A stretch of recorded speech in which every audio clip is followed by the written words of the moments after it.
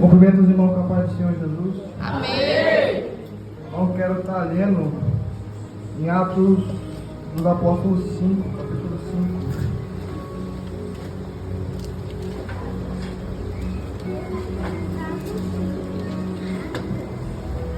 E versículo 12. Eu vou estar intercalando alguns versículos, tá, irmãos? Vou estar lendo para não tomar o tempo. E muitos sinais e prodígios eram feitos entre o povo pelas mãos dos apóstolos, e estavam todos unanimemente no alpendre de Salomão. Quanto aos outros, porém, ninguém ousava juntar-se com eles, mas o povo tinha-os em grande estima. Ou seja, o povo sabia que era Deus que operava entre eles, que eles não tinham que falar de negativo deles, né? Deus só tinha que falar coisas boas, que eles faziam coisas boas, que Deus agia através deles.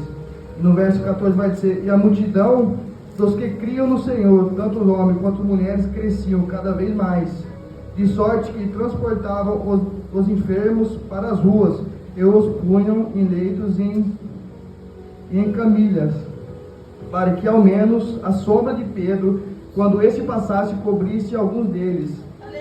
Até das cidades circunvizinhas concorria muita gente a Jerusalém, conduzindo os enfermos e atormentados de espíritos imundos, os quais eram todos curados.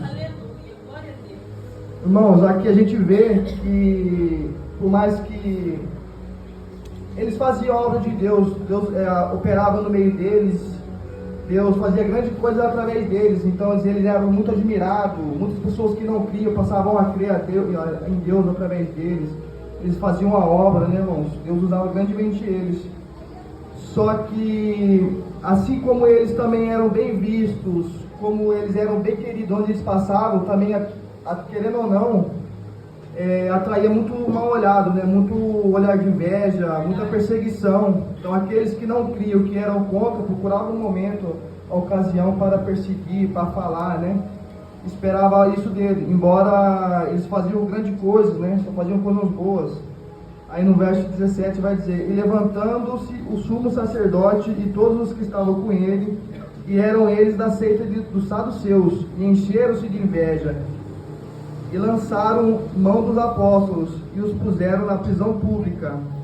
Para vocês verem, igreja, que mesmo eles estando no centro da vontade de Deus, Deus usando eles, ainda assim havia perseguição, né? Infelizmente isso acontece, infelizmente isso existe. Aí no verso 29 vai dizer: porém, respondendo mais à frente, eles foram... O texto vai dizer que eles foram presos, né? O anjo do Senhor foi, libertou eles, eles continuaram a pregar o evangelho. Porém, eles foram capturados de novo. Aí, numa dessas discussões entre eles, Pedro respondeu, Pedro e os apóstolos disseram: mas importa obedecer a Deus do que aos homens. O Deus dos nossos pais ressuscitou a Jesus, ao qual vós mataste surpreendendo no madeiro. Deus com sua destra o levou a príncipe e salvador, para dar a Israel o arrependimento e a remissão dos seus pecados. E nós somos testemunhas acerca dessas palavras. Nós e também o Espírito que Deus deu àqueles que lhe obedecem. A gente dá para entender aqui que mesmo eles sendo perseguidos, mesmo eles fazendo tudo correto, mesmo assim havia perseguição, e mesmo assim ele continuava pregando o Evangelho. Independente da situação, independente da consequência, né? Aí no verso 33 vai dizer: e ouvindo eles isso, enfureceram e deliberaram matá-los.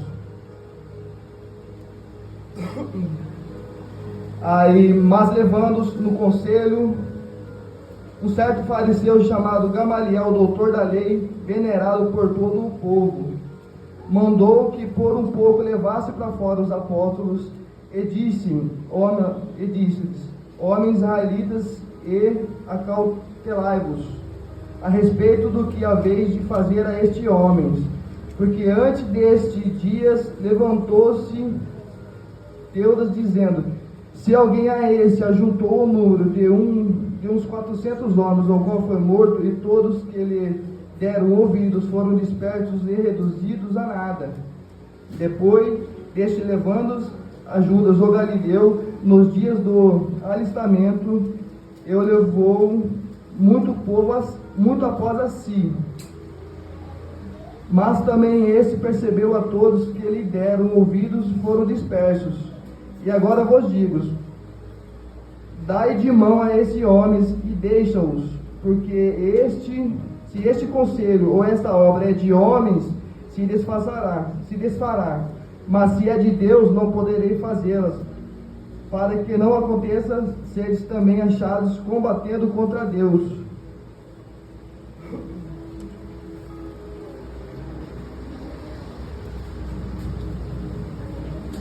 Aí no verso 40 vai dizer: concordaram com ele e chamando os apóstolos e tendo açoitado, mandaram que não falassem em nome de Jesus e os deixaram ir.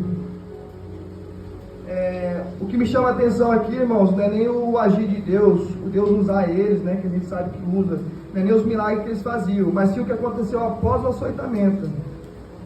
E vai dizer assim no verso 41: retiraram-se, pois, da presença do conselho, regozijando-se a terem sido julgados dignos de padecer afronta pelo nome de Jesus.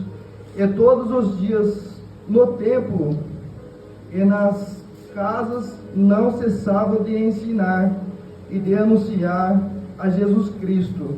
Em outras traduções vai dizer que eles se alegraram, irmão, que eles se sentiram dignos de ser açoitados pelo nome do Senhor Jesus. Muitas vezes a gente pede para o Senhor: Senhor, eis-me aqui, me usa, Senhor, me usa para fazer milagres, para curar, para salvar. Às vezes a gente ora, jejua e nada disso acontece. Só que Deus conhece o meu e o seu coração. Como o pastor disse, Deus já conhecia a gente antes de nós nascer. Será que quando a gente for açoitado, quando a gente for machucado pelo mundo, pelo poder do Evangelho, pelo amor da palavra de Deus, a gente vai se alegrar e se sentir digno disso? Ou a gente vai murmurar a Deus e reclamar? Porque muitas vezes a gente, só de trupicar em algum lugar, a gente já reclama. A gente já, se algum irmão não trata a gente mal, muitas vezes a gente vira a cara, a gente, querendo ou não, reclama no nosso coração. Mas que nós não falamos, o nosso coração sente. Será que a gente vai fazer igual esses discípulos, que vão se alegrar, independente do prejuízo, independente do açoite, eles vão se alegrar e se sentir digno, porque isso foi por amor à obra, por amor àquilo que Deus fez por nós? Aleluia! Aleluia! Esse é um texto, irmão, que eu trouxe para vocês, para que a gente venha se autoanalisar, né? Às vezes a gente fala, a gente ora, a gente jejua, a gente faz isso, faz aquilo, a gente faz campanha e muitas vezes não acontece, né, irmãos? Às vezes é porque Deus conhece o nosso coração. Às vezes Ele sabe que lá na frente a gente não vai suportar. Então Ele vai nos moldando dia após dia. Para que quando chegar esse dia, se acontecer, que a gente venha se alegrar e glorificar o nome de Deus. Amém, irmão?